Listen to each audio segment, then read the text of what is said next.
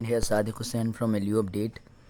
Now going to discuss another very important series of questions about the business organization. In the previous video, I have covered a very important question regarding the subject accounts, and in this video, I will discuss about the business organization, or simply we can say that the commercial organization और business studies का topic को discuss करने वाले हैं. Most important MCQs जो कि exam में help करेंगे किस तरीके के क्वेश्चन आ सकते हैं और इसमें से भी आने के चांसेस काफ़ी हैं. Let's begin without any wastage of time. Which among the following is a non economic activity. कौन सी इसमें non economic activity. Economic activity क्या होती है? इकोनॉमिक एक्टिविटी वो एक्टिविटी होती है जिसमें मेन ऑब्जेक्टिव होता है in order to earn money, जिसका इकोनॉमिक ऑब्जेक्टिव होता है, यानी कि in order to earn money, profit, ये सारा ऑब्जेक्टिव जो होता है वो इकोनॉमिक एक्टिविटी होती है.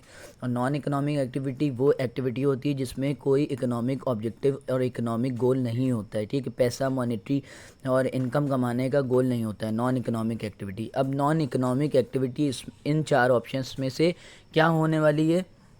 Business is an economic activity, all you know. ठीक है, service is also an economic activity. Charity is not a economic activity, it is a non economic activity. And profession is also a economic activity. So the answer of this question is charity, that is non-economic activity. ठीक है.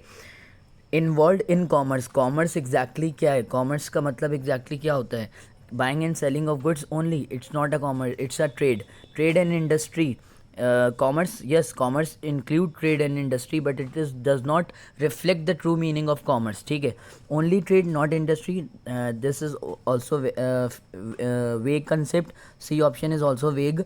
And moving towards option number D, that is trade and its auxiliary. Trade and its auxiliary का मतलब ये होता है trades और aids to trade. Trade करने और उसके aids to trade, यानी कि aids to trade में हो सकता है बहुत सारे फंक्शंस होते हैं ट्रेड में, एड्स टू ट्रेड में. ठीक है, क्या हो सकता है एग्जैक्टली? अगर हम एड्स टू ट्रेड की बात करें तो एड्स कहते हैं हेल्प, जो हेल्प करता है ट्रेड को करने के लिए. जैसे वेयर हाउसिंग हो गया, एडवर्टिजमेंट हो गया, बैंकिंग हो गया, इंश्योरेंस हो गया, क्रेडिट फैसिलिटीज़ हो गया, ये सारे एड्स टू ट्रेड है. तो बेसिकली अगर हम कॉमर्स की बात कर रहे हैं, we are talking about trades and aids to trades. ठीक है, समझ में आ रही बात? एड्स टू ट्रेड यानी कि D option, trade and it's auxiliary. ठीक है, moving towards question number 3. Who ओज the public sector undertaking. Public sector undertaking का ओनर कौन होता है? कौन ओन करता है? The answer would be the government. Personal किसी का नहीं होता है पब्लिक सेक्टर अंडरटेकिंग, कोऑपरेटिव्स का भी नहीं होता है, जॉइंट भी नहीं होता है, गवर्नमेंट होता है. बेसिकली पब्लिक सेक्टर अंडरटेकिंग में डिपार्टमेंटल अंडरटेकिंग्स भी आ सकती हैं, बहुत सारी चीज़ें आ सकती हैं. ठीक है, आई होप ये समझ में आ गया होगा. Moving towards question number 4, that is the social responsibility of a business.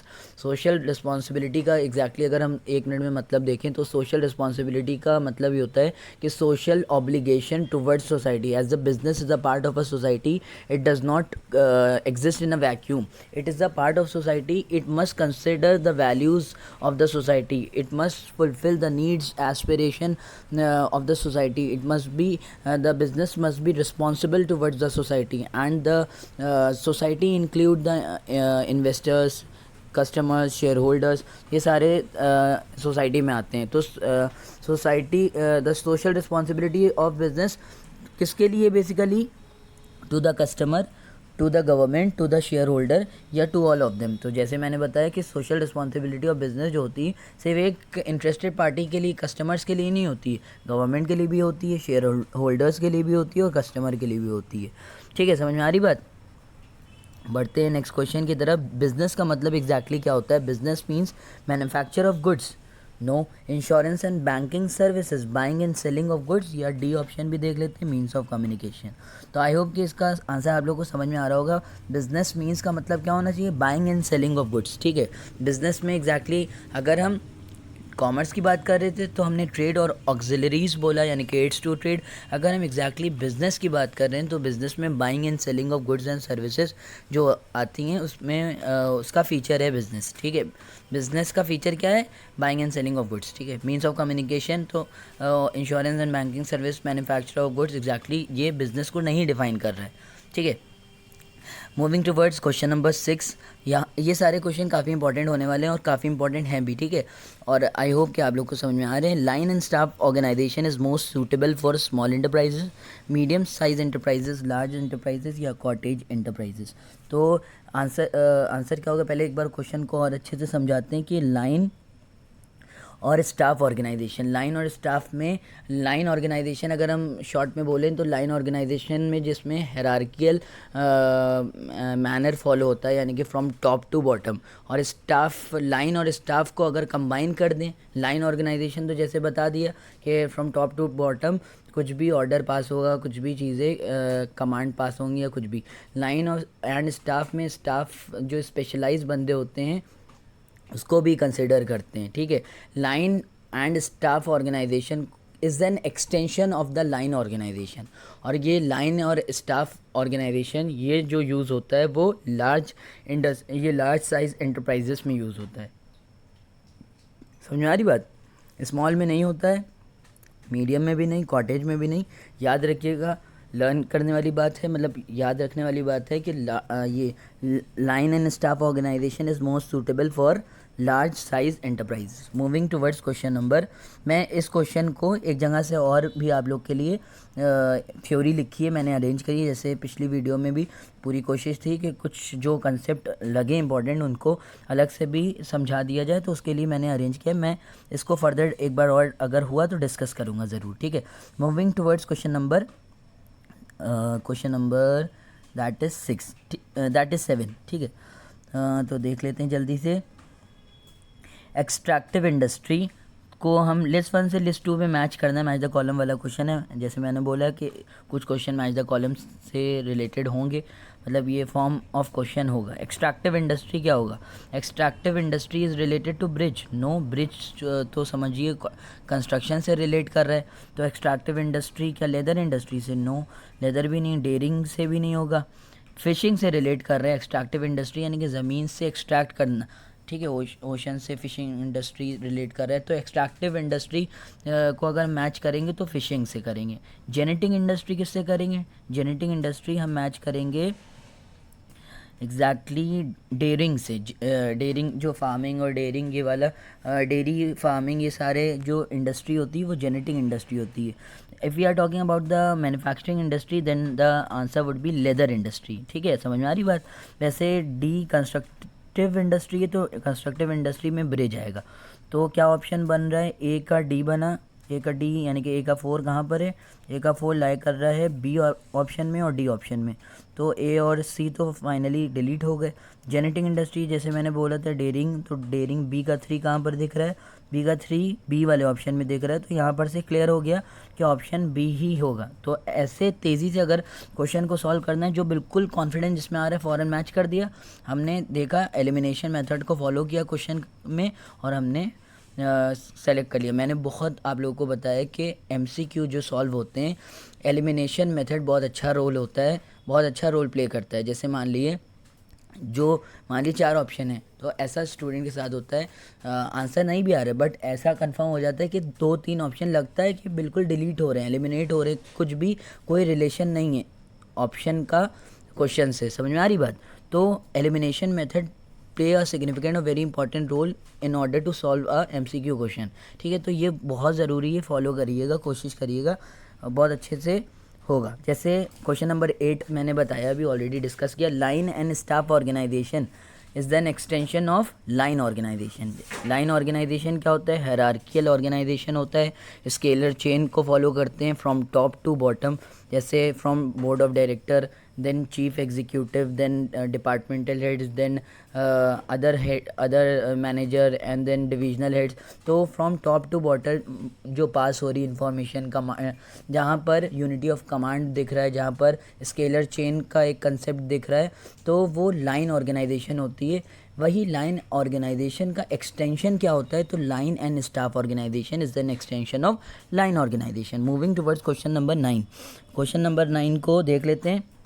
इसको भी मैं ये रेटाफिकेशन वाला क्वेश्चन है और नेम से रिलेटेड है, तो इसमें भी अगर कुछ आता है बताते हैं जैसे एग्जैक्टली, और इससे रिलेटेड भी मैंने अरेंज किया है। For process of organisation analysis organisation के प्रोसेस में analysis of activity, analysis of decision, analysis of relationship. किस चीज़ का एनालिसिस, किन 3 चीज़ों का एनालिसिस करना?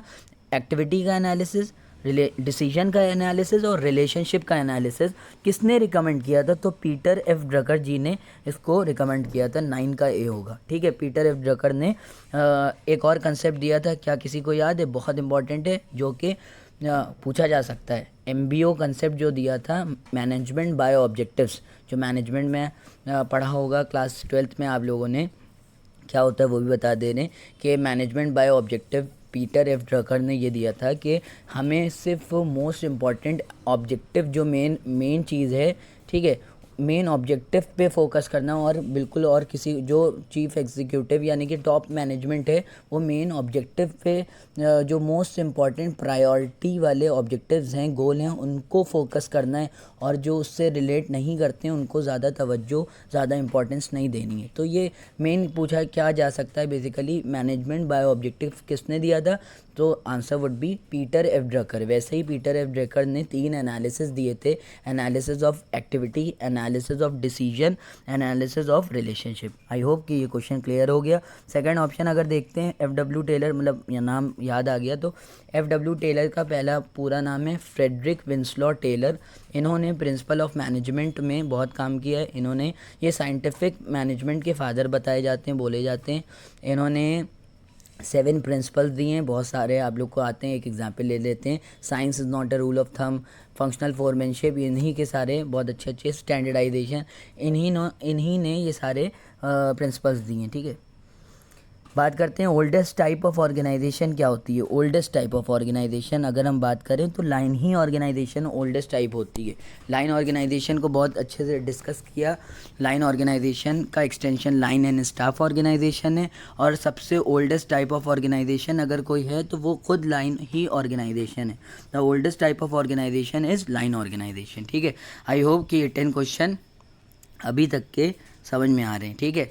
Question number 11 will be discuss later on, moving towards, इसके बारे में इसलिए क्योंकि इससे रिलेटेड मैंने डेटा कलेक्ट किया है, इन्फॉर्मेशन है, तो ज़्यादा अच्छे से समझा सकेंगे। Moving towards question number 12।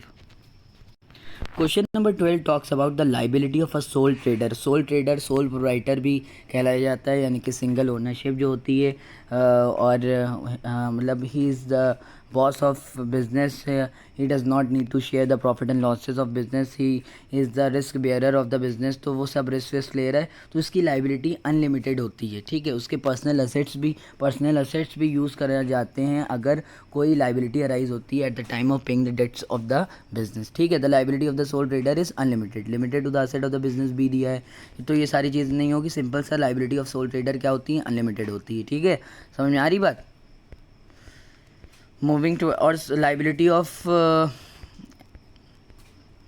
Soul trader हो गया। Moving towards question number 13। Question number 13 यहाँ के पॉइंट ऑफ व्यू से अगर देखें, इस शीट के पॉइंट ऑफ व्यू से जो जर्नल बात पूछ रहे हैं, जर्नल पार्टनरशिप बिजनेस में मैक्सिमम नंबर ऑफ पार्टनर्स कितने होते हैं, maximum number of members in journal partnership exactly कितने होते हैं? तो बताइए जल्दी से, क्या होना चाहिए? जनरली अगर हम बात करें तो मैक्सिमम नंबर ऑफ पार्टनर्स जो पार्टनरशिप फर्म या पार्टनरशिप बिजनेस में होते हैं वो 20 होते हैं, ठीक है। समझ में आ रही बात? और मैंने इसको बहुत डिटेल में पार्टनरशिप का एक पूरा टॉपिक डाला था जब LU अपडेट का अपना एप्लीकेशन में, तो इस कंसेप्ट को काफ़ी डिटेल में डिस्कस किया है कि पार्टनरशिप के बारे में जो ये मेंबरशिप की रिस्ट्रिक्शन है, मेंबरशिप की मैक्सिमम जो लिमिट है वो किस एक्ट में दी गई है, वो एग्जैक्टली क्या है, वो प्रूफ्ड के साथ मैंने समझाया था आप लोगों को। यहाँ पर उससे रिलेटेड क्वेश्चन मिलने वाला है, ठीक है। The maximum number of partner for a firm carrying on banking activity अगर हम बात करें तो 10 होगा, 14 का भी होगा, ठीक है। समझ में आ रही बात? The maximum number of a partner for a firm carrying on a banking business is 10। अगर इस तरीके के जैसे सिंपल और सिर्फ छप के क्वेश्चन ऐसा आ जाए तो मैक्सिमम जर्नल अगर बात हो रही है तो 20 लगा के आइएगा कन्फर्म, ठीक है। और अगर maximum number of partner for a firm carrying on a business banking business तो 10 करिएगा, ठीक है। Registration of partnership, registration of partnership बताइए क्या होता है? क्या कंपलसरी होता है? मैंडेटरी होता है, compulsory under the partnership act? No compulsory under the companies act, ये तो बहुत बिग नो हो जाएगा क्योंकि भाई पार्टनरशिप के बारे में बात कर रहे हैं, तो कंपनीज एक्ट में क्यों हम जाके रजिस्ट्रेशन लेंगे अगर लेना भी है तो। सिंपल सा 15 का अगर हम देखें तो रजिस्ट्रेशन ऑफ पार्टनरशिप जो होता है वो ऑप्शनल होता है। Registration of partnership is a optional thing, ठीक है। It is depend upon the partners whether to take registration because there are a lot of benefits after taking registration under the partnership act 1932, ठीक है। वो सारे benefits अभी just discuss करना नहीं है, बट ये यहाँ पर है कि रजिस्ट्रेशन ऑफ पार्टनरशिप मैंडेटरी है या ऑप्शनल है, क्या है तो ऑप्शनल है, सिंपल सा। Moving towards question number 16, the maximum number of partner in a firm has been specified. बहुत इंपॉर्टेंट क्वेश्चन है और इसका आंसर मोस्ट प्रोबेबली गलत दिया हुआ है इसकी शीट में बिकॉज, और इसको मैं प्रूव करूँगा, मेरे पास स्क्रीनशॉट है, गूगल से भी मैं प्रूव करूँगा, पूरी कोशिश करूँगा। Maximum number of partner in a firm has been specified by partnership act 1932 या कंपनीज एक्ट 1956 या कॉन्ट्रैक्ट एक्ट 1872 या नन ऑफ द अबव। तो maximum number of partner in a firm has been specified by the companies act. याद रखिएगा, जो partnership में maximum number of partners की अगर बात कर रहे हैं वो पार्टनरशिप एक्ट के द्वारा नहीं रिस्ट्रिक्शन लगाई गई है, लिमिटेशन लगाई गई है, जबकि किस में लगाई गई है वो कंपनीज एक्ट 1956 और we can say that companies act 2013 में इसका कंपनीज एक्ट 2013 में इसका नंबर ऑफ पार्टनर्स का मैक्सिमम नंबर ऑफ पार्टनर्स का ये मेंशन किया गया है, ठीक है, ठीक है। Moving towards question number 17, Securities and Exchange Board of India (SEBI) Act was passed in 1956, 1962, 1971 या 1988 यानी कि 1988। तो देखिए सेबी भी एक बहुत इम्पॉर्टेंट क्वेश्चन बनेगा इससे ज़रूर। सेबी का फुल फॉर्म भी पूछा जा सकता है, securities and exchange board of India, और ये स्टॉक मार्केट को मॉनिटर करता है, रेगुलेट करता है कंट्री में, ठीक है। हम लोग क्या अगर NSE इसी से रिलेटेड अगर हम दो चीज़ें देख लें, बॉम्बे स्टॉक एक्सचेंज और नेशनल स्टॉक एक्सचेंज, तो ये सब की भी मीनिंग वो फुल फॉर्म पूछ सकते हैं, ठीक है, समझ में आ रही बात। तो फाइनली इसका आंसर क्या एग्जैक्ट होगा, सेबी कब पास करा गया था, सेबी का एक्ट 1988 में लाया गया था, ठीक है। सेबी एक स्टैचुटरी बॉडी है, ठीक है, अंडर द और बनाया गया था security exchange board of India के एक्ट में 1988 में इसका गठन किया गया था, कॉन्स्टिट्यूट करा गया था गवर्नमेंट ऑफ इंडिया ने। और ये एक्ट कब एग्जैक्टली आया था, ये कब बना था, 1992 में, अगर आगे की बात करें पूछ सकते हैं, ठीक है, समझ में आ रही बात। और इसके मेन जो हेड ऑफिस है सेबी का वो मुंबई में है। अगर हम लोग और देख लेते हैं इंपॉर्टेंट चीज़ तो मुंबई में इसका सेबी का ऑफिस है, ठीक है। मेन फंक्शन क्या होते हैं सेबी के, सेबी प्रमोट करता है, हेल्प करता है in order to protect the interest of the investors के एजुकेट करता है, इन्वेस्टर्स को प्रोटेक्ट करता है मैल प्रैक्टिसेस से, और मैल प्रैक्टिसेस क्या, फ्रॉडलेंट एक्टिविटीज़ से कंपनीज़ की, ये सारे इंपॉर्टेंट काम होते हैं सेबी के। Unfair trade, fraudulent trade practices से सिक्योरिटी मार्केट में जो होती हैं उनको देखता है, मिसलीडिंग स्टेटमेंट अगर हो रही हैं उस सबको टैकल करता है, ठीक है, मॉनिटर करता है। सेबी प्रोहिबिट करता है इनसाइडर ट्रेडिंग को, ठीक है, इनसाइडर ट्रेडिंग को, जो चुपके ऐसे इनसाइडर ट्रेडिंग होती है उसको भी प्रोहिबिट करता है, रोकता है, ठीक है। रेगुलेट करता है business of stock exchange through rules and regulations बनाता है, ठीक है, समझ में आ रही बात। तो इम्पॉर्टेंट काफ़ी चीज़ है इसके बारे में, और कुछ इम्पॉर्टेंट मैं एक बुक लिए हुआ हूँ क्लास 12 से रिलेटेड और 11-12 की, अगर कुछ इंपॉर्टेंट है तो मैं ज़रूर बता देता हूँ, ठीक है।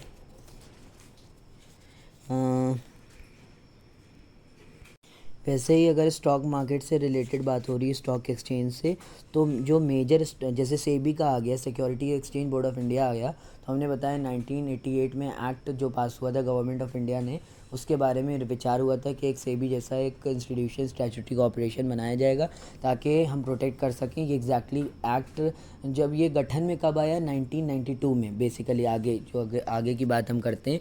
और सेबी का काम क्या होता है ये थोड़ा सा शॉर्ट में बताया। वैसे ही अब स्टॉक एक्सचेंज इंडिया में कौन कौन फेमस स्टॉक एक्सचेंज हैं, तो बॉम्बे स्टॉक एक्सचेंज सबसे पुराना, बॉम्बे स्टॉक एक्सचेंज सबसे पुराना वॉलेंट्री एसोसिएशन भी कहा जाता है, और सबसे पुराना ये स्टॉक एक्सचेंज है कंट्री में। नेशनल स्टॉक एक्सचेंज इसका फुल फॉर्म भी पूछ सकते हैं। और बॉम्बे स्टॉक एक्सचेंज सबसे पुराना है, तो कब आया था, 1875 में आया था, बहुत इंपॉर्टेंट है चीज़, ठीक है। समझ आ रही बात। और नेशनल स्टॉक एक्सचेंज 1992 में नेशनल स्टॉक एक्सचेंज को लाया गया था, ठीक है। तो ये बहुत इंपॉर्टेंट सारी चीज़ें थी। कुछ और अगर इम्पोर्टेंट देख सकते हैं, बुल एंड बेयर वाली चीज़ आप लोगों ने देखी होगी। बुल कौन होते हैं? जो एक्सपेक्ट करते हैं राइज इन प्राइस। बेयर क्या होते हैं? जो एक्सपेक्ट करते हैं प्राइस कम होगा, ये सारी चीज़ें।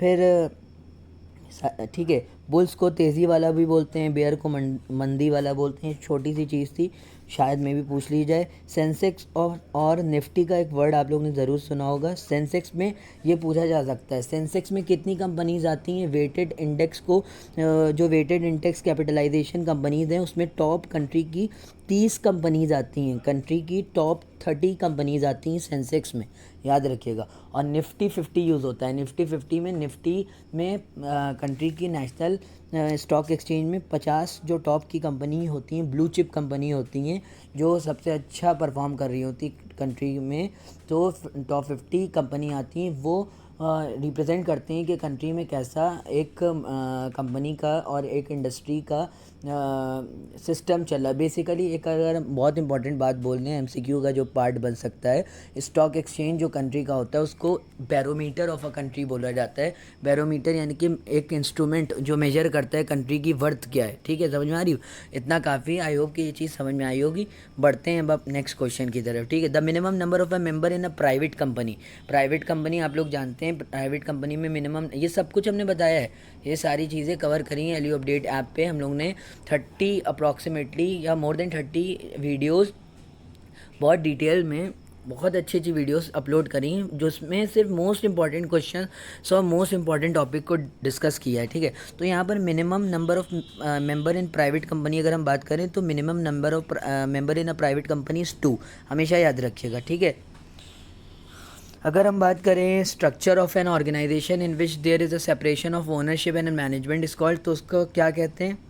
वो स्ट्रक्चर, क्वेश्चन नंबर 19 के बारे में बात कर रहे हैं। वो एक स्ट्रक्चर या फॉर्म ऑफ ऑर्गेनाइजेशन, एक ऐसा तरीके का ऑर्गेनाइजेशन जिसमें सेपरेशन होता है, ओनरशिप अलग और मैनेजमेंट अलग। तो वो क्या होता है? क्या वो सोल ट्रेडर होता है? नो, सोल ट्रेडर में तो ओनर भी वही होता है, मैनेजर भी वही होता है, समझो, ठीक है। मैनेजमेंट भी वही करता है। पार्टनरशिप में भी ये चीज़ नहीं होती, बट कंपनी में होती है। कंपनी का खुद एक फ़ीचर है कि कंपनी का ओनरशिप अलग, मैनेजमेंट अलग, ठीक है। आई होप कि ये क्वेश्चन भी समझ में आ गया होगा। बढ़ते हैं नेक्स्ट क्वेश्चन की तरफ। आप लोग के लिए होमवर्क छोटा सा, प्राइवेट कंपनी में मिनिमम हमने बता दिए 2 होते हैं, मैक्सिमम आप देखिएगा, ठीक है, रिवाइज करिएगा, देखिए क्या होगा। Maximum number of share holder in public company. अब प्राइवेट, अब इसका आप देखिएगा मिनिमम क्या होता है। मिनिमम का चलिए हम इसका भी बता देंगे, इसका पब्लिक कंपनी का maximum number of share holder in a public company क्या होगा?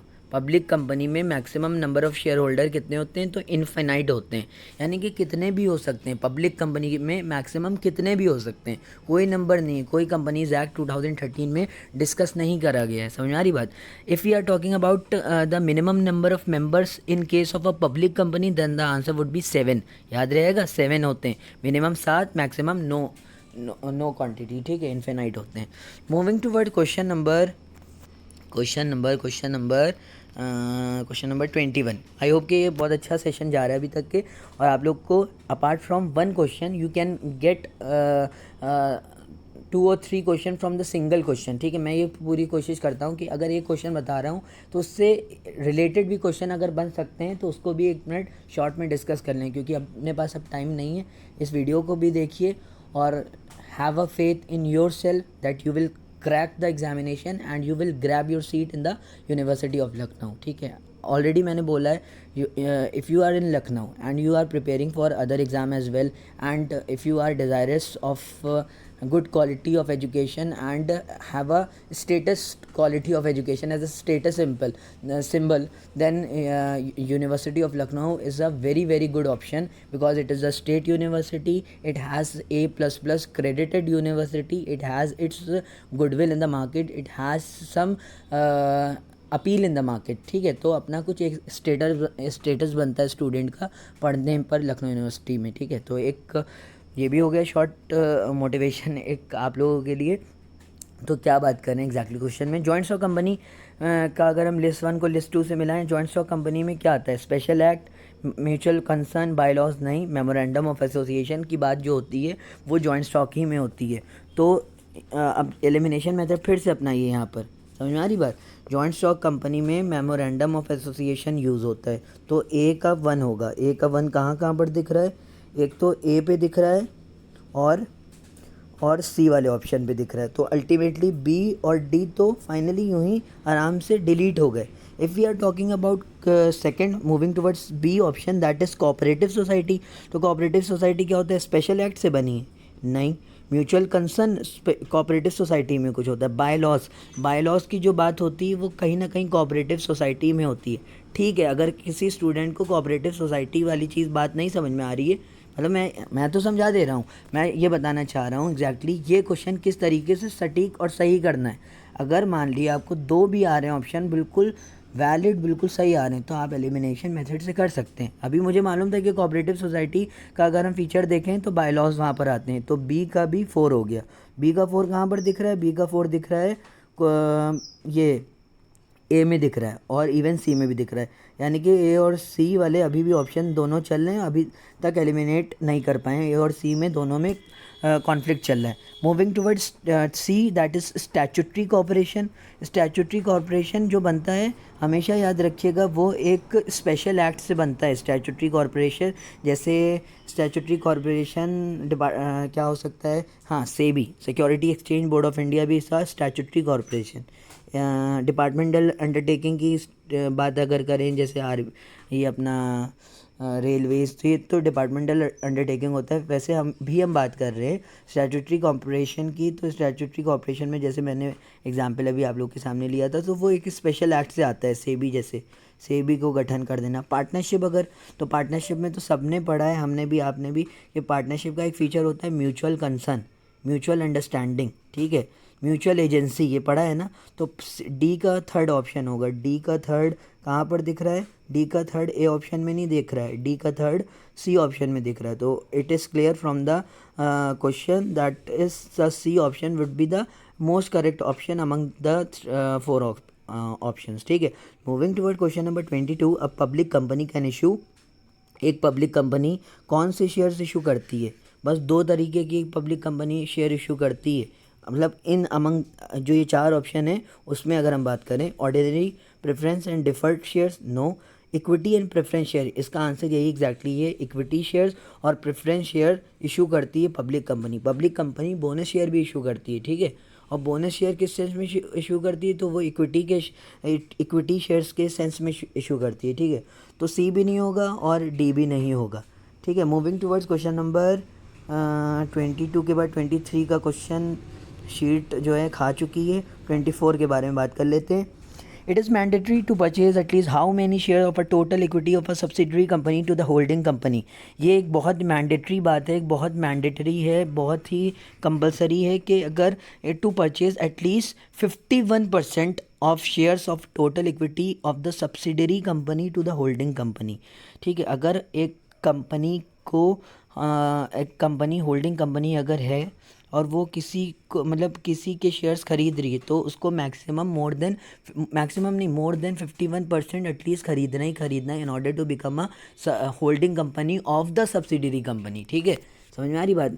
If I am not wrong, Reliance की बहुत सारी सब्सिडरी कंपनी है और मैंने कहीं नंबर भी पढ़ा था, अब तो चेंज हो गया होगा, कुछ कंपनी बढ़ी भी होंगी रिलायंस की और कुछ मे भी कुछ घटी भी हों। तो रिलायंस इंडस्ट्रीज़ की 94 सब्सिडरी कंपनीज़ हैं। Moving towards question number 25, a government company is established under a special act of the parliament. Special act of the देखिए गवर्नमेंट कंपनी क्या होती है, ये बहुत अच्छा क्वेश्चन है और बहुत अच्छे से भी ऑप्शन को बनाया गया है, क्योंकि क्वेश्चन काफ़ी स्टूडेंट गलत कर सकते हैं। गवर्नमेंट कंपनी की बात कर रहे हैं, स्टैट्यूटरी कॉर्पोरेशन, डिपार्टमेंटल अंडरटेकिंग की बात नहीं कर रहे हैं, गवर्नमेंट कंपनी की बात कर रहे हैं। जैसे BSNL आता था, भारतीय संचार निगम लिमिटेड, कोल इंडिया लिमिटेड, CO और सेल भेल, ये सब भारत हेवी इलेक्ट्रॉनिक लिमिटेड, ये सब कौन सी कंपनीज़ होती हैं? गवर्नमेंट कंपनीज़ होती हैं। गवर्नमेंट कंपनी को अगर हम डिफ़ाइन करें तो गवर्नमेंट कंपनी वो कंपनी होती है जिसमें मैक्सिमम जो स्टेक होता है वो more than 51% of the stake is governed by और owned by the government of India. तो गवर्नमेंट कंपनी वो कंपनी होती है जो इस्टेब्लिश होती है under the special act of the parliament. No, a big no, because statutory corporation को हम एक्ट ऑफ द पार्लियामेंट से बनाते हैं, special act of any state ये भी गलत है।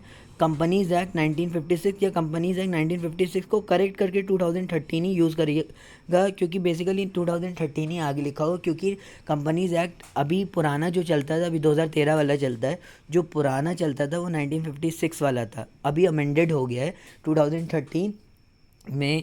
बहुत सारे सेक्शंस हैं कंपनीज एक्ट में, आप लोग डिटेल में पढ़ने वाले हैं बीकॉम ग्रेजुएशन लेवल पे, और even if you are going for the professional level examination about like CA CSN CMA, then you will surely will study these acts, that is companies act, partnership act, in a thorough way, in a detail way, ठीक है।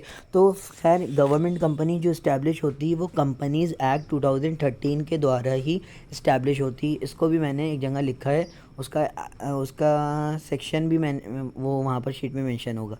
तो government company statutory company से, statutory corporation से confuse ना हो जाइएगा। Government company वो company होती है जिसमें सबसे ज़्यादा स्टेक गवर्नमेंट का होता है, मोर देन 51%, और वो कंपनीज एक्ट 2013 के ही द्वारा जो है वो उसमें आती है, एग्जिस्टेंस में आती है। Moving towards question number 26, in the eyes of a law a private company will be considered, deemed कहते हैं कंसिडर को, ठीक है, डीम्ड का मतलब होता है कंसिडर। समझ में आ रही बात? क्वेश्चन कभी कदार ऐसा होता है कि क्वेश्चन हमें, this question number 26 will be discuss later on, ठीक है, because it has some technicalities which will going to be discuss later on. Question number 27 sorry, a public corporation means, public corporation क्या होता है? Public corporation बताएं। Public company को नहीं कहते हैं, ना प्राइवेट कंपनी को कहते हैं, ना गवर्नमेंट कंपनी को कहते हैं। अगर पब्लिक कॉरपोरेशन की हम बात करें तो public corporation means a statutory corporation, ठीक है। जैसे SEBI, security exchange board of India is a very good example of public corporation, और we can say a statutory corporation, ठीक है। क्वेश्चन नंबर 28 क्या है? इंडियन रेलवेज क्या है एग्जैक्टली? स्टैट्यूटरी कॉरपोरेशन नहीं, डिपार्टमेंट है इंडिया में, पूरा डिपार्टमेंट है। डिपार्टमेंटल अंडरटेकिंग के दायरे में आता है रेलवे, ठीक है, और रेलवे के लिए एक अलग बजट बनता है कंट्री में, एक यूनियन बजट आता है कंट्री में और एक रेलवे का बजट आता है, ठीक है। और क्वेश्चन नंबर 29 को अगर हम डिस्कस करें, अभी तक के क्वेश्चन अच्छे हैं, लेवल है क्वेश्चंस का, और ये कॉन्फिडेंस को इंक्रीज़ कर सकते हैं आपके, अगर आप ये वीडियो को देख रहे हैं और प्लस ये क्वेश्चंस अगर समझ में आ रहे हैं, ठीक है, एग्जैक्टली, और इनको लर्न करने की कोशिश करिए। जो चीज़ नहीं आती थी फ़ौरन सीख ली, फंस सकते हैं सवाल, ठीक है। The registration for a joint stock company is mandatory. Joint stock company को अगर हमें कंपनी बनाना है तो बताएं, रजिस्ट्रेशन को इनकॉर्पोरेशन भी कहते हैं, आप लोग ने पढ़ा है, मुझे मालूम है। रजिस्ट्रेशन और incorporation of joint stock company जो होता है वो मैंडेटरी होता है, कंपलसरी होता है, और ये सब जो और ऑप्शन दिए हैं वो फालतू के दिए हैं, ऑप्शनल, मैंडेटरी फॉर प्राइवेट, ये सारी चीज़ें जो दी हैं वो गलत दी है, ठीक है। Moving toward question number 30, the minimum number of a member required for registration of a cooperative society is 2, 7, 10 या none of the above। Minimum number of members की अगर हम बात करें in order to register a cooperative society, the answer would be 10, ठीक है। Question number 30 में 10 होता है, minimum number of member required for registration of a cooperative society is 10। if you are talking about question number 31, the statement self help and each for all, एक दूसरे मतलब self खुद की मदद करना और ईच फॉर ऑल यानी कि कॉपरेशन के साथ चलना, ईच फॉर ऑल, तो ये बेसिकली रिलेट किससे करता है? Joint Hindu undivided family? No, joint Hindu undivided family में नहीं। बहुत अच्छे से डिस्कस करें, चारों फॉर्म्स ऑफ बिजनेसमैन है। Partnership firm? नो, इसमें भी नहीं होता है। जॉइंट स्टॉक कंपनी में भी नहीं होता है।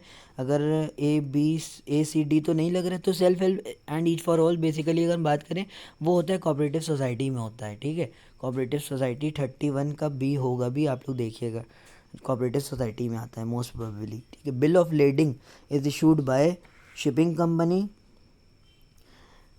एग्जैक्टली क्या होना चाहिए? Bill of lending, bill of lending कौन इशू करता है? Bill of lending is issued by agent of the importer, shipping company, captain of the ship, custom officer. तो बेसिकली बिल ऑफ लेडिंग एक वो बिल होता है जो कि जब कार्गो पे सामान लद जाता है, यानी कि क्या बोल सकते हैं, जब प्लेस करा जाता है कार्गो पे शिप पर, तो जो शिपिंग कंपनी होती है वो बिल ऑफ लेडिंग इशू करती है। ठीक है, आई होप कि ये चीज़ समझ में आ गई होगी। Question number 33, which one of the following replace MRTP? MRTP यानी कि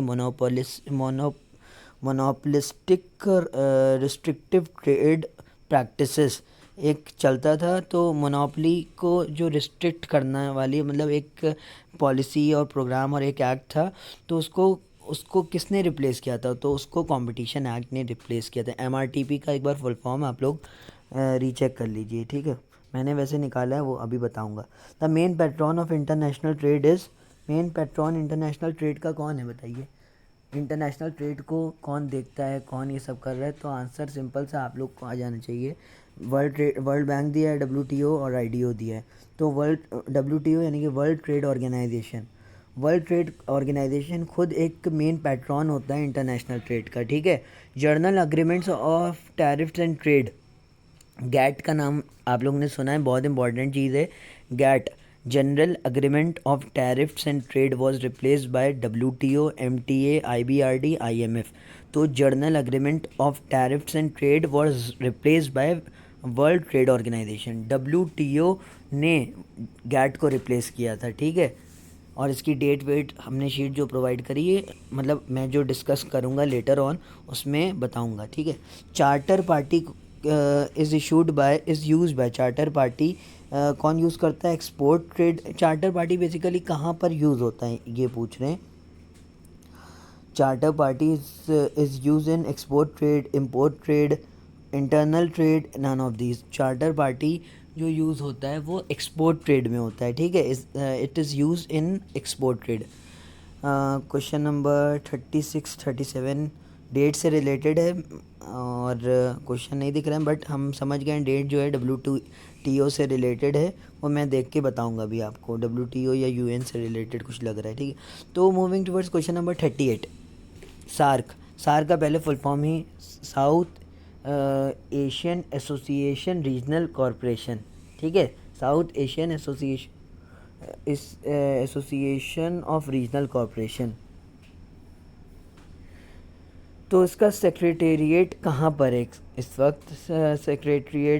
secretariat is situated at Pakistan, Bhutan, India, Nepal. तो सार्क का जो सेक्रेटेरिएट है वो इस वक्त नेपाल में, मतलब वो जो सार्क का सेक्रेटेरिएट है वो कहाँ पर है? वो नेपाल में मौजूद है। ठीक है, समझ में आ रही बात? बहुत इंपॉर्टेंट क्वेश्चन 39 भी आ रहा है। 39 की तरफ चलते हैं। Who among the following has given absolute advantage model of international trade? Absolute advantage of model of international trade बहुत इंपॉर्टेंट है। Who among the following has given absolute advantage model? Absolute advantage model of international trade जो दिया है वो Adam Smith ने दिया है। Adam Smith ने वेल्थ डेफिनेशन जैसे दी है वैसे ही absolute advantage model of international trade भी एडम स्मिथ ने। From the following modes of international business, international business के काफ़ी मोड्स होते हैं ना, कैसे एंटर कर सकते हैं एक कंट्री में बिज़नेस को। अगर हमें मल्टीनेशनल कॉरपोरेशन की तरह दूसरी कंट्रीज़ में फैलाना है, स्केल ऑफ ऑपरेशन को दूसरी कंट्रीज़ तक के ले जाना है, तो बहुत सारे फॉर्म्स होते हैं, मोड्स होते हैं बेसिकली। तो franchising is also among the mode of international business. ये क्वेश्चन तो ये खुद बन रहा है कि क्या क्या मोड होते हैं। Leasing is also a mode of international business. Turnkey project is also a mode of international business. Joint venture जैसे मारुति सुजुकी का जॉइंट वेंचर कर देना ये। तो यहाँ पर क्वेश्चन एग्जैक्टली क्या है? Identify the mode which involves strategic alliance. कौन सा एक स्ट्रैटेजिक अलाइंस का मोड है? स्ट्रैटेजिक अलाइंस यानी कि स्ट्रैटेजी के साथ हाथ मिलाना और काम करना। तो मारुति सुजुकी का जो है जॉइंट वेंचर है, तो जॉइंट वेंचर ही क्या होता है? एक मोड है जो स्ट्रैटेजिक अलाइंस को इन्वॉल्व करे। It involves strategic alliance. ठीक है, so the answer would be question number 40 का डी। ठीक है, MRTP act came into force. MRTP act exactly आया कब था? MRTP इंपॉर्टेंट है, monopolies restrictive trade practices act 1970 ये 1971, 72, 69, तो ये रट्टाफिकेशन वाला है, डेट वाला है। तो MRTP एक्ट जो आया था 1970 में आया था, ठीक है। An importer can take delivery of goods by producing bill of sight, bill of lading, shipping order, mate receipt. बहुत सिंपल सा, बहुत अच्छा क्वेश्चन है और पढ़ा हुआ आप लोग का कहीं ना कहीं क्वेश्चन है। An importer can take delivery of goods by producing bill of sight. Importer, अगर जैसे मान लूँ मैं इम्पोर्टर हूँ, माल मंगा रहा हूँ दूसरी कंट्री से, तो अगर हमको गुड्स को अपने के यहाँ डिलीवर कराना है, ठीक है, तो हमें कौन सा डॉक्यूमेंट दिखाना होता है? तो the answer would B bill of leading. इससे रिलेटेड अभी क्वेश्चन हम लोग ने देखा था, देखते हैं एक बार। तो क्वेश्चन नंबर 32 में हम लोग ने देखा था बिल ऑफ लीडिंग कौन बेसिकली इशू करता है। तो बिल ऑफ लीडिंग इशू करता है ये शिपिंग कंपनी। शिपिंग कंपनी के पास जब माल को एक्सपोर्टर जैसे रखता है, जो वॉयज का एक अग्रीमेंट होता है, तो जैसे अब जो एक्सपोर्टर को फिर कंपनी, मतलब जब कंपनी एग्जैक्टली क्या होता है, ये बिल ऑफ लीडिंग जो है शिपिंग कंपनी इशू करती है, ठीक है। शिपिंग कंपनी इशू करती है, समझिए ये रेसिट है एक तरह की कि मैंने आपका माल जो है ये ले लिया है, रख लिया है इतना सामान, जो वॉयज के अग्रीमेंट होता है, ठीक है, अगर इशू की बात कर रहे हैं। ऐसे ही क्वेश्चन नंबर 42 में दिया हुआ है एग्जैक्टली। तो क्वेश्चन नंबर 42 में क्या पूछा जा रहा है कि इम्पोर्टर जो goods can take the delivery of good, तो कौन सा उसको बिल दिखाना पड़ता है? उसको बिल ऑफ लीडिंग ही दिखाना पड़ता है। देखिए एग्जांपल से समझाते हैं। जैसे मान लिए कोई इंडिया का एक्सपोर्टर है, वो सामान, जैसे कि एक एग्जांपल बता दे रहे हैं समझाने के लिए। जैसे एक इंडिया का एक्सपोर्टर है, वो एक्सपोर्ट कर रहा है सामान इंग्लैंड में, तो एक शिप के का ट्रांसपोर्टेशन को यूज़ कर रहा है, शिप में उसने बहुत सारा माल चढ़वा दिया, तो shipping company bill of leading issue कर रही है कि इतना इतना माल जो है इन्होंने यहाँ पर रखवाया है। तो आपके पास यानी कि एक्सपोर्टर के पास बिल ऑफ लीडिंग आ जाएगा। फॉर एग्जांपल यही बिल ऑफ लीडिंग का फ़ोटो सॉफ्ट कॉपी में इम्पोर्टर जो है, यानी कि इंग्लैंड में जो बैठा है, जो इम्पोर्ट करा रहा है माल, उसको दे दिया। अब वो शिपिंग कंपनी के पास इम्पोर्टर जाएगा, यही बिल ऑफ लीडिंग जो एक्सपोर्टर ने उसको भेजा है वो दिखाएगा अगर, तो उस पर वो डिस्पैच करा लेगा माल को, ठीक है। आई होप कि छोटी सी चीज़ समझ में आई होगी। तो इन दोनों का रिलेशन समझ में आ गया होगा, और ये क्वेश्चन बनने के अगर चांस है तो इसको लर्न भी कर लिए और देख लिए, ठीक है। तो moving towards question number 43, entry port trade और री एक्सपोर्ट ट्रेड भी बोलते हैं इसको। री एक्सपोर्ट ट्रेड का मतलब होता है इम्पोर्ट ट्रेड भी नहीं होता, एक्सपोर्ट भी नहीं होता है, फॉरेन ट्रेड भी नहीं होता है। डी ऑप्शन है गुड्स इम्पोर्टेड फॉर री एक्सपोर्ट। हमने री एक्सपोर्ट पर्पस के लिए इम्पोर्ट करा माल। फॉर एग्जांपल ईरान से मैंने क्रूड ऑयल मंगाया, इसलिए ताकि हम नेपाल को री एक्सपोर्ट कर सकें। तो ये कौन सा बिज़नेस कहलाया जाता है, ये कौन सा ट्रेड है? ये एंट्री पोर्ट ट्रेड है, या फिर री एक्सपोर्ट ट्रेड भी इसको बोलते हैं। EXIM bank provide finance to, EXIM bank किसको प्रोवाइड करता है finance? EXIM bank export and import bank provide the finance to the exporter, ठीक है। एक्सपोर्टर को फाइनेंस प्रोवाइड करता है ताकि बिजनेस इंक्रीज़ हो, export trade, foreign trade increase हो कंट्री में, ताकि कंट्री को हेल्प करे for achieving growth and development, ठीक है, और earning considerable amount of foreign exchange, ठीक है। सो क्वेश्चन नंबर 45 क्या है? Exim bank was setup in the year, Exim bank 1982 को सेटअप करा गया था। याद रखिएगा, डेट बहुत इंपॉर्टेंट है। 1982 को एक्सिम बैंक सेटअप करा गया था। If we talk about question number 46, the in which year was the consumer protection act enacted? Consumer protection act को किस साल में इनैक्ट करा गया था? तो 1986। Consumer protection act, COPRA act बोलते हैं इसको, 1986 में आया था in order to protect the rights of and the interest of the consumer. There are the 6 important rights which is तो पूछे जा सकते हैं। Right to be inform, right to be safety, right to seek redressal, right to choose, ठीक है, right to seek redressal, और ये सारे 6 राइट्स हैं। तो 4 मैंने जैसे बताया, तो और देख लीजिएगा, इसको क्विक रिव्यू मान लीजिएगा, हो सकता हो ऑड वन आउट करके पूछ लिया जा सके। Rationalisation has its origin in French industry, British, Russian industry, German industry, तो इसको भी रट्टाफिकेशन वाला क्वेश्चन है। रैशनलाइजेशन का ओरिजिन जो आया था वो जर्मन इंडस्ट्री से आया था। अगर कुछ होता है इससे रिलेटेड थ्योरी तो मैं बताऊंगा, ठीक है। रैशनलाइजेशन का ओरिजिन अगर हम देखें तो वो जर्मन से हुआ है, इतना ख़ास इंपॉर्टेंट नहीं है। रैशनलाइजेशन इंक्लूड व्हाट, यहाँ से समझाने की कोशिश करते हैं। रैशनलाइजेशन के टॉपिक को भी डिस्कस करेंगे लेटर ऑन, अभी आगे। रैशनलाइजेशन का ओरिजिन अगर हम लोग देख लें तो जर्मन इंडस्ट्री से हुआ था, ठीक है। ख़ास इंपॉर्टेंट नहीं है, अगर मिल जाता है थियोरेटिकल पोर्शन तो प्रॉपर तरीके से डिस्कस करेंगे, देन इसको बताएंगे, ठीक है। क्वेश्चन नंबर 49 एग्जैक्टली क्या होता है, बहुत इंपॉर्टेंट है। पॉट्सकॉर्ब, बहुत वर्ड आपने सुना है, planning, organising, staffing, directing, controlling, coordinating, ये सारे वाले, और ठीक है, कोऑर्डिनेटिंग। तो ये किसने कॉइन करा था, ये फंक्शंस ऑफ मैनेजमेंट का जो पॉट्सकॉर्ब है किसने कॉइन करा था, तो हेनरी फियोल भी नहीं होगा, अर्नेस्ट डेल भी नहीं, एफ.डब्ल्यू. टेलर भी नहीं, तो ल्यूथर ग्यूलिक भी पढ़ सकते हैं may be if pronunciation, Luther Gulick. तो ये रट्टाफिकेशन वाला है। पॉट्सकॉर्ब का किसने ये इंडिकेट किया था, कॉइन करा था फंक्शंस ऑफ मैनेजमेंट, तो लथर ग्यूलिक, ठीक है।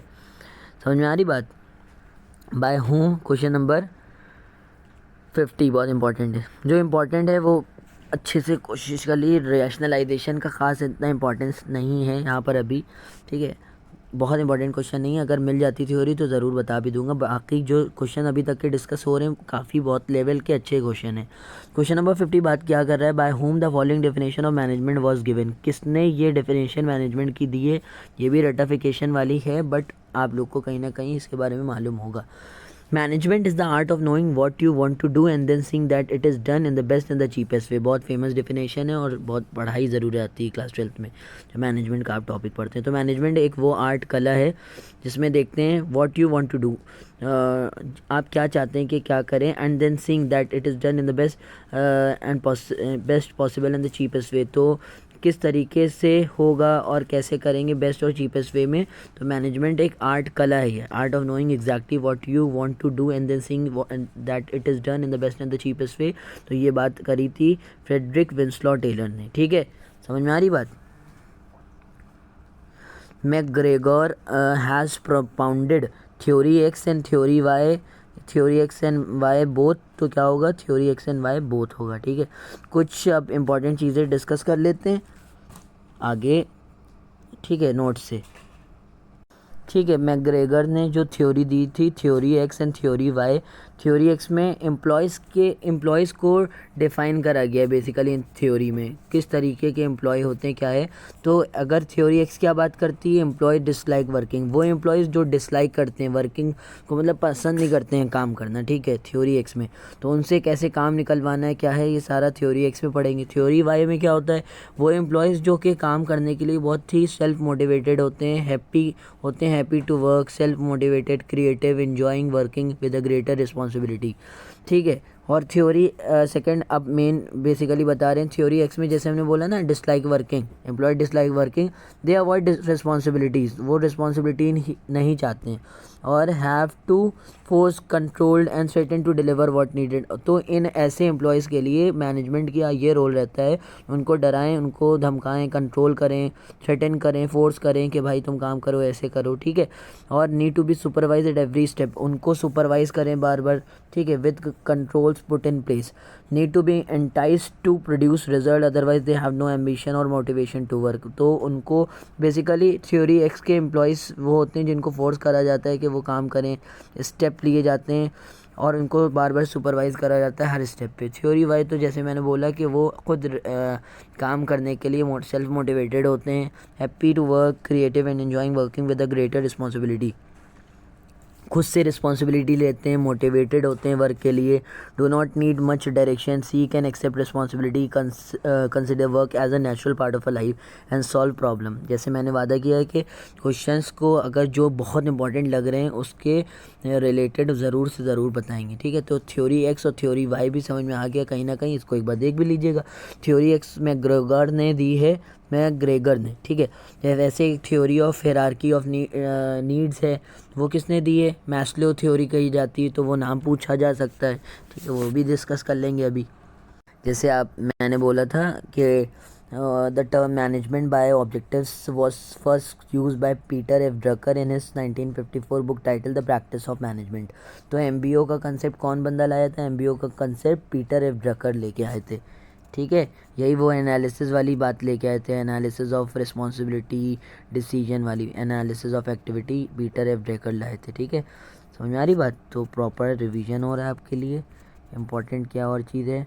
लाइन ऑर्गेनाइजेशन, मैंने बहुत इसको बार बार बोला, मैंने ये देखिए बोल्ड से लिखा भी है। Line organization is the most oldest and the simplest method of administrating organization, as I already said. Line organisation क्या होता है? लाइन ऑर्गेनाइजेशन एक वो मेथड होता है, सिंपलेस्ट और मोस्ट ओल्डेस्ट मेथड है administrative organization. According to this type of organisation the authority flow from top to bottom in a concern, the lines of command is carried out from top to bottom. Line organization सबसे oldest form of organization है, जिसमें वो hierarchy को, scalar chain को consider करा जाता है, unity of command का भी कंसिडर करा जाता है, from top to bottom flow होती है, ठीक है। ये देखिए, अब फंक्शनल ऑर्गेनाइजेशन की अगर बात करें तो ऑर्गेनाइजेशनल को डिवाइड कर देते हैं डिफरेंट फंक्शन में, finance function, marketing function, production function. अब फाइनेंस फंक्शन में फाइनेंस मैनेजर हेड करेगा, इधर प्रोडक्शन हेड या प्रोडक्शन मैनेजर करेगा, ठीक है। प्रोडक्शन मैनेजमेंट या मार्केटिंग मैनेजर, तो मार्केटिंग मैनेजर सेल्स को देखेगा, कस्टमर सर्विस को देखेगा, ये सारी चीज़ें होती हैं कहीं ना कहीं, ठीक है। फंक्शनल ये देखिए, R&D finance manager, marketing division, तो R&D में डिज़ाइन रिस्पॉन्सिबिलिटी, डेवलपमेंट है, टेस्टिंग। और लाइन ऑर्गेनाइजेशन का एक्सटेंशन क्या है? Line and staff organization. Committee organization अभी आपके पास आया नहीं, अभी पढ़ाऊँगा आगे, बताऊँगा फिर, ठीक है। ये देखिए मोस्ट इम्पॉर्टेंट, जैसे प्रूव बोला था मैं करूँगा। Maximum number of partner in a partnership firm, the central government is given the authority, central government ने पूरी अथॉरिटी दी है मैक्सिमम नंबर ऑफ पार्टनर्स को फर्म में होना कितने चाहिए, under section 464 of the companies act 2013। As I already said that कि ये जो पार्टनरशिप के नंबर ऑफ मेंबर्स हैं वो कंपनीज एक्ट 2013 के द्वारा दिए हैं, but the number of partners so specified can not exceed 50। समझ में आ रही बात?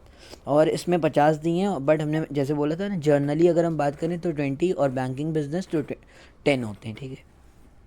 और अगर as per this point of view, तो मैंने इसको डिटेल खैर एक बार वीडियो जो बनाई है वहाँ पर उसमें प्रोवाइड करा है, ठीक है।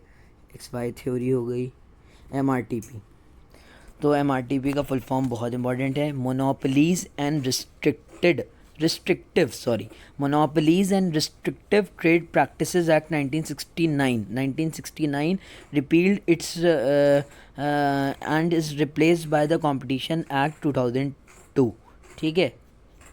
Monopolies and restrictive trade practices act 1969 है, ना कि 1971, ठीक है।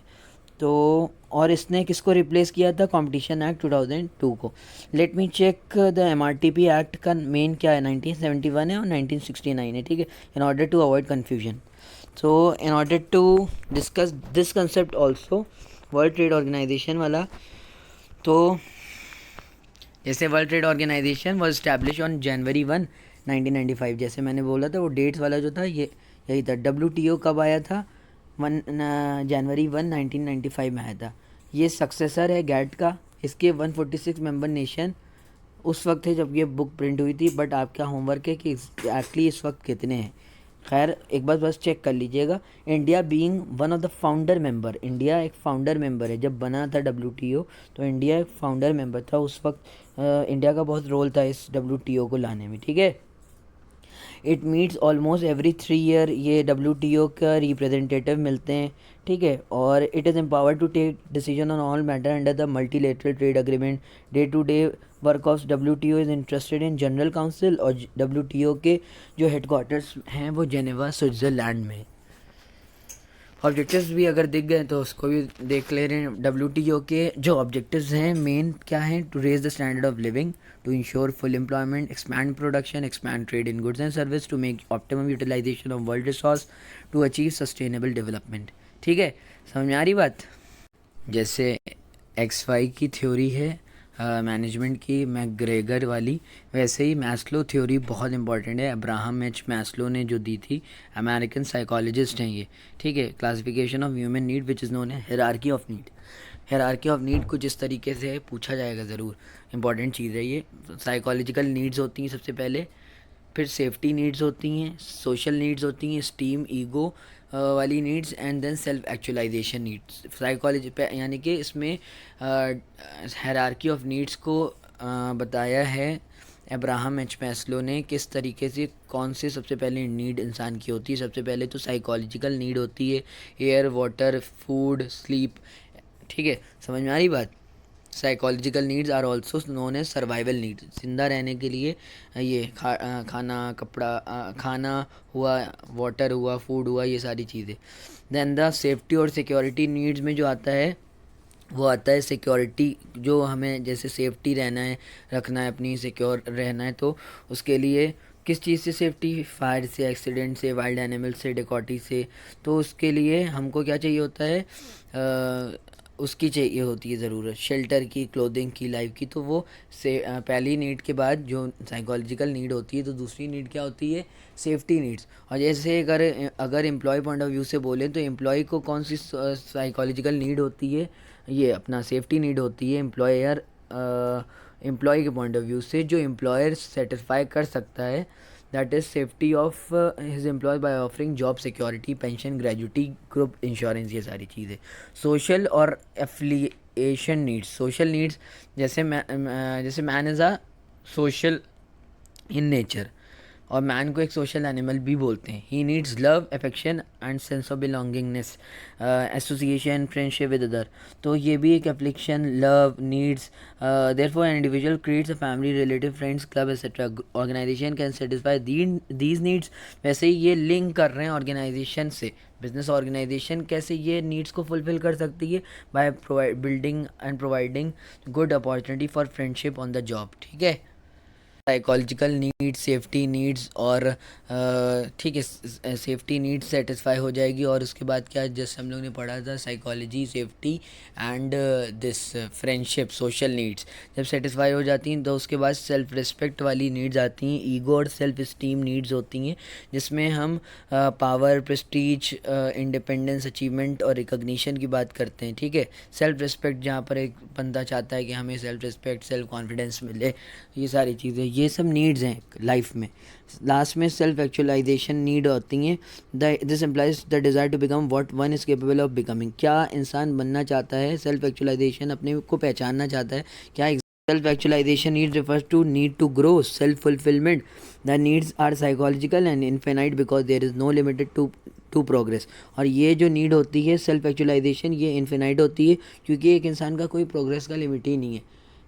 ठीक है, एक अगर अचीवमेंट होता है तो वो सेकेंड अचीवमेंट की तरफ बढ़ता है, then third, then fourth. For example, when a mountaineer has climb a few peaks, he wants to climb Mount Everest. ठीक है, तो ऐसे फ्यू नीड्स होती हैं जो कि अब्राहम एच मैस्लो ने दी हैं।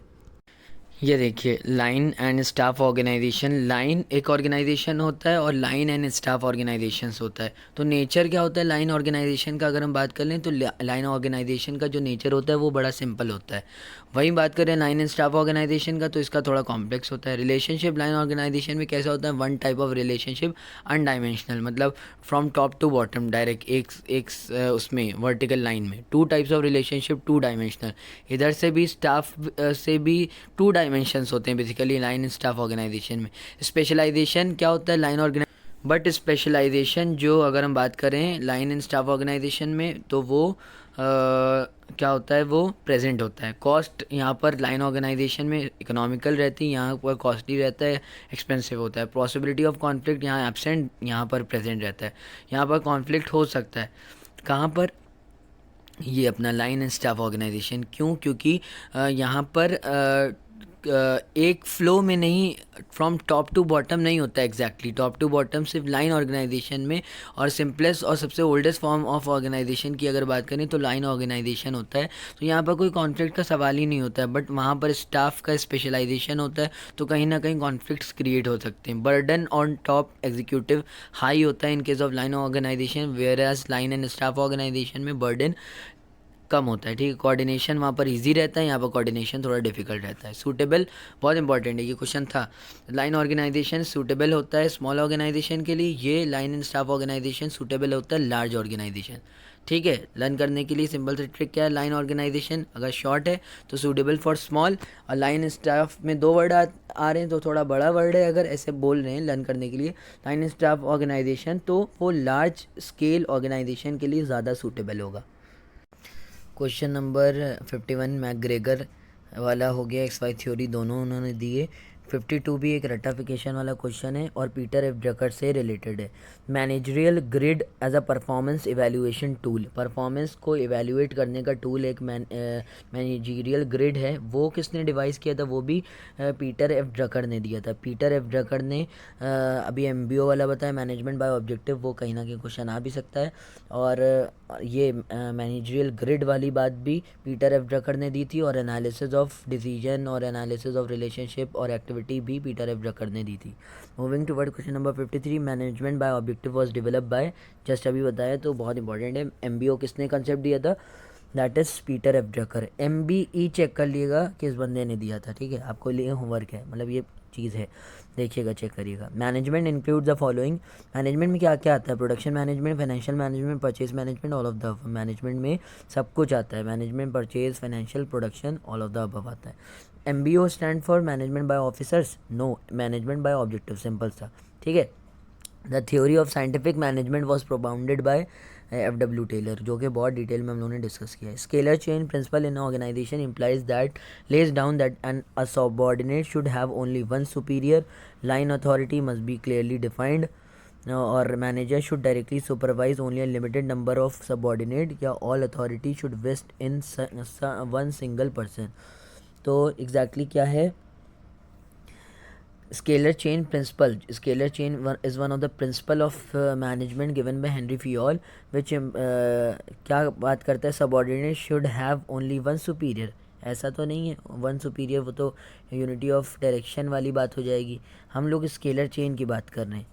Line authority must be clearly defined, line authority से रिलेटेड था, लाइन ऑर्गेनाइजेशन में ही स्केलर चेन को पढ़ा था, तो आंसर क्या होगा, लाइन अथॉरिटी क्रिएट करना, तो बी ही आंसर लाइन अथॉरिटी से रिलेटेड है, यानी कि वही hierarchical lines from top to bottom, ठीक है, स्केलर चेन। तो सी भी नहीं होगा, बी होगा। सी क्यों नहीं होगा, जैसे management should directly supervise only a limited number of subordinate, तो मैनेजमेंट ये प्रिंसिपल ऑफ कमांड और डायरेक्शन वाली बात ये सब आ रही है इसमें। All authority should vest in one single person authority, तो ये भी क्या, ये भी एलिमिनेशन मेथड से ही हो रहा है, ठीक है। बाकी तीन चीज़ें अलग प्रिंसिपल्स ऑफ मैनेजमेंट की दी हैं, यहाँ पर स्केलर चेन की बात करी तो यहाँ पर एग्जैक्टली उसकी बात हो गई। बहुत आसान और बहुत सिंपल से सारी चीज़ है। Number of principle of management as laid down by Henri Fayol, the answer would be simple, that is 14। 14 principle Henri Fayol ने दिए हैं। बहुत सारे क्वेश्चन अच्छे हो रहे हैं और आई होप कि आप लोग कल ज़रूर ये वीडियो देख लेंगे, एक दिन पहले अगर देख भी रहे हैं काम की वीडियो ज़रूर देख लीजिएगा, ठीक है, काम आ सकती है काफ़ी। Which of the following function of management of concern with means and ends, कौन सा फंक्शन ऑफ मैनेजमेंट है जो कि कंसर्न करता है मीन्स और ends. It is a means for all ends ends, ये वाली बात कहाँ पर एग्जैक्टली करी है, it is discussed in planning. Planning is a means of all the other functions of management, ठीक है, without planning we can not do anything, ठीक है। So the answer would be C, planning. In what order do manager perform the managerial function, किस order में managerial function manager perform करते हैं। सबसे पहले भाई प्लानिंग होता है, planning is a means as well as end itself. Planning सबसे पहले, देन ऑर्गेनाइजिंग, प्लानिंग ऑर्गेनाइजिंग हो गया, डायरेक्टिंग फिर आता है, फिर कंट्रोलिंग आता है, तो डी मोस्ट सूटेबल है। ए भी लग रहा था बट डी है, ठीक है, क्योंकि डी में पहले प्लानिंग ऑर्गेनाइजिंग, दो ए और डी लग रहा था, दो लेवल तक के, समझ में आ रही बात। But planning, organizing, directing and controlling होता है। 360 degree performance appraisal is a method for evaluation. देखिए ये सब क्या है, ये जो है आप लोग ग्रेजुएशन लेवल में परफॉर्मेंस एवेल्यूएशन सेमेस्टर थर्ड में आप लोग के यहाँ मैनेजिंग ह्यूमन रिसोर्स करके एक सब्जेक्ट पूरा होगा, जिसमें आप ह्यूमन रिसोर्स मैनेजमेंट या मैनेजिंग ह्यूमन रिसोर्स उसका सब्जेक्ट का नाम है। मैंने ही वो पूरा अच्छे से एलियो अपडेट पे बहुत सारी वीडियोस अपलोड करेंगे, ठीक है। तो मैंने ही टेकअप किया है। तो मैनेजिंग ह्यूमन रिसोर्स जो सब्जेक्ट होगा उसी का एक पार्ट यहाँ पर पूछ लिया गया है। मैनेजमेंट से रिलेट करके एक नया सब्जेक्ट निकलता है मैनेजिंग ह्यूमन रिसोर्स करके, या HRM भी बोल सकते हैं उसको, human resource management. You can say anything to that specific topic या सब्जेक्ट। तो 360 या 360 डिग्री परफॉर्मेंस अप्रेजल जो होता है वो किसके परफॉर्मेंस को अप्रेजल के लिए होता है, वो एम्प्लॉय परफॉर्मेंस के लिए होता है, ना कि मैनेजर, ओनर और कस्टमर की परफॉर्मेंस को मेजर करने के लिए। 61 हो गया, 63 भी देख लेते हैं, 62 नहीं है। स्टैंडिंग प्लान क्या है एग्जैक्टली? पॉलिसी, प्रोग्राम, बजट या स्ट्रैटेजी? इसको मैंने डिस्कस किया, मैं पहले दिखाता हूँ फिर इसका आंसर प्रॉपर तरीके से आपको बताऊँगा, ठीक है। जैसे मैंने प्लानिंग के कंसेप्ट जो डिस्कस किया था उसमें ये बताया भी था स्टैंडिंग प्लान एग्जैक्टली क्या होता है।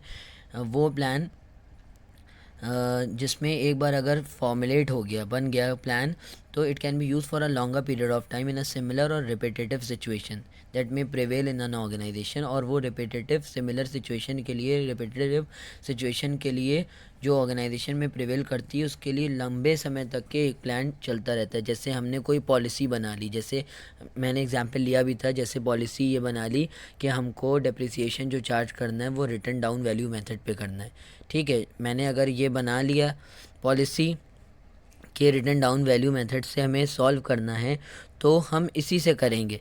मतलब सॉल्व क्या एग्जैक्टली, डेप्रिसिएशन चार्ज अगर करना है तो this is a policy.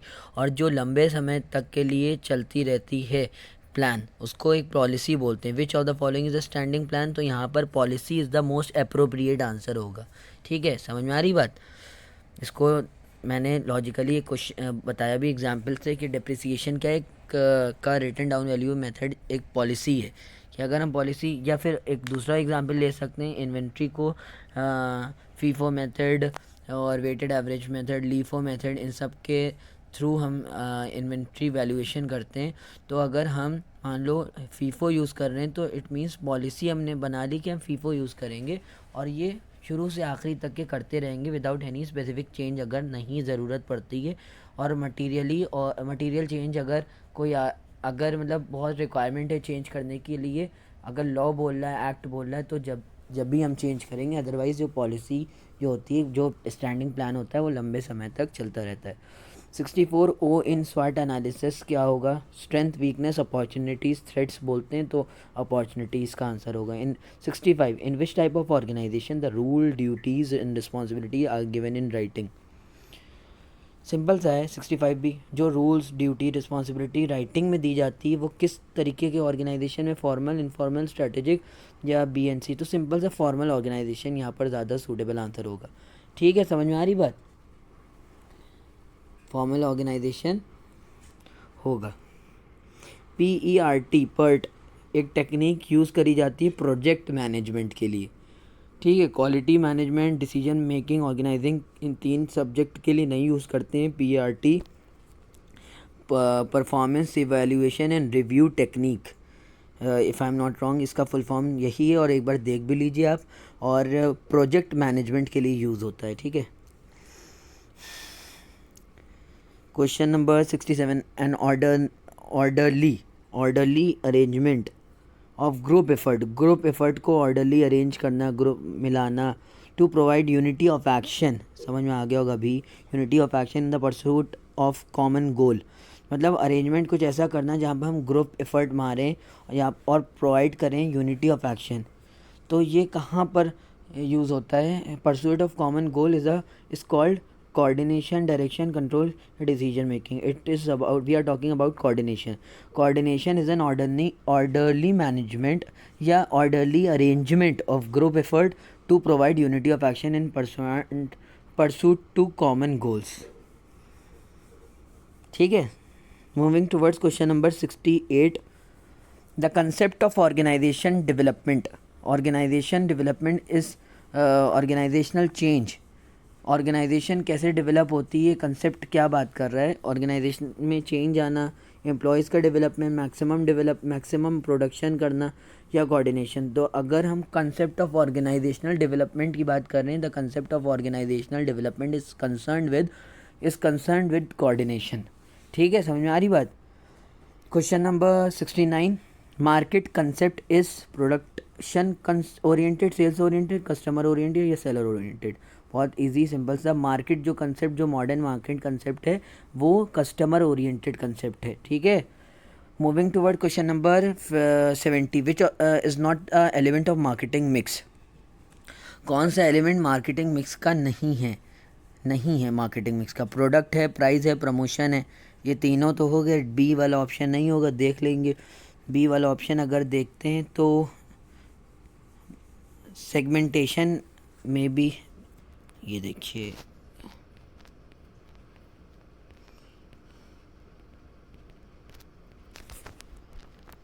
Hmm 70 B segmentation दिया हुआ है। ठीक है, तो प्रोडक्ट होता है, प्राइस होता है, प्रमोशन होता है, ये सब होता है मार्केट के कंसेप्ट्स, मार्केट के ये मार्केटिंग मिक्स में basically. Set of all actual and potential buyer of the product is known as market. ठीक है, एक्चुअल और पोटेंशियल बायर कहाँ होते हैं, मार्केट में होते हैं। Consumer protection act in India was enacted in 1986, 72 में दिया हुआ है, बहुत आसान है। How many P's are there in the marketing mix, कितने होते हैं P's, 5, 6, 8, 10 P's in marketing mix. 1986 वाला समझ में आया।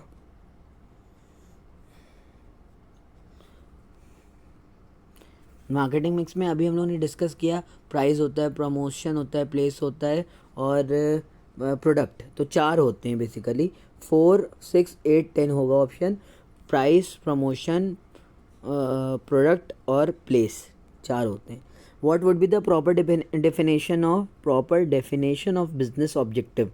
Proper definition of business objective क्या होगा, क्रिएशन ऑफ न्यू कस्टमर या maximum profit receipt, social service या increase in the asset of the firm. Main objective business का क्या, अगर हम देखेंगे डेफिनेशन ऑफ बिजनेस ऑब्जेक्टिव, तो ये होगा सोशल सर्विस प्रोवाइड करना। नो, वो तो नॉन इकोनॉमिक एक्टिविटी का होता है। क्या मैक्सिमम प्रॉफिट सिर्फ कमाने ने, ये भी नहीं होता है। Increase in the asset of the firm भी नहीं होता है। बेसिकली मेन ऑब्जेक्टिव जो बिजनेस का होता है is creation of a new customer. Last but not the least, that is e-marketing. E-marketing is buying and selling of goods service through internet. Yes, absolutely.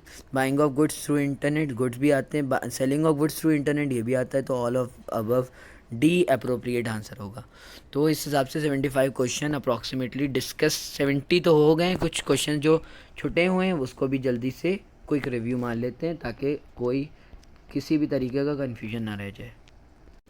Almost सारे question theoretical point of view से भी cover हो गए। अगर कोई एक आध question छुटा है तो MRTP बता दिया था इसको। MRTP act came into force in 1971, 41C, let me check please. 1969 का एक्ट है ये, ठीक है, बट 1971 में question number 1970 41B MRTP Act was came into force in 1970, 1970 में एग्जिस्टेंस में, केम इनटू फोर्स यानी कि वर्किंग में आया था। ठीक है, समझ में आ रही बात। ठीक है, बहुत सारे एक्ट्स होते हैं, बनते हैं एक साल में, बट उसका इम्प्लीमेंटेशन बाद में होता है। 1969 में जैसे एक्ट बन के तैयार हो गया, बट उसका जैसे केम इनटू फोर्स यानी कि उसका इम्प्लीमेंटेशन 1970 में हुआ था। Monopolistic restrictive trade practices. ठीक है, समझ में आ गया। ऑलमोस्ट हो गए थे। रैशनलाइजेशन जर्मन से रिलेटेड था कुछ, हाँ, ज़्यादा इंपॉर्टेंट क्वेश्चन नहीं है। Rationalisation has its origin in German industry, इतना काफ़ी है। EXIM bank provide finance to exporter, ये भी हो गया था। Importer can take delivery of goods by producing bill of lading. ठीक है, जैसे मोड ऑफ इंटरनेशनल बिजनेस सारे फ्रेंचाइजिंग, लीजिंग, ट्रंकी प्रोजेक्ट, ये सारे mode which involve strategic and lines, तो क्या होगा, जॉइंट वेंचर होगा। ठीक है, मोस्ट इम्पॉर्टेंट जो क्वेश्चंस थे ऑलमोस्ट हो गए। किसी में कोई कन्फ्यूजन हो तो कमेंट कर दीजिएगा, उसको कवर कर लेंगे।